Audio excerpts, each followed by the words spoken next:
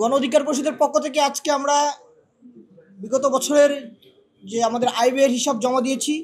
আমাদের আজকের এই প্রতিনিধি দলে আমাদের দলের সাধারণ সম্পাদক রাশেদ খানের নেতৃত্বে আমরা আসছি। আমাদের উপস্থিত ছিল গণ অধিকার পরিষদ উচ্চতর পরিষদের সদস্য জনাব মাহবুব জনি এবং আমি আবু হানিফ। তো আপনাদের সামনে একটি বিষয় আমি একটু বলতে চাই, সেটি হচ্ছে আপনারা জানেন যে জুলাই গণ অভ্যুত্থানে আওয়ামী লীগ কীভাবে এদেশের নৃশংস হত্যাকাণ্ড চালিয়েছে, এছাড়াও গত 15 বছর তারা কিভাবে দমন চালিয়েছে।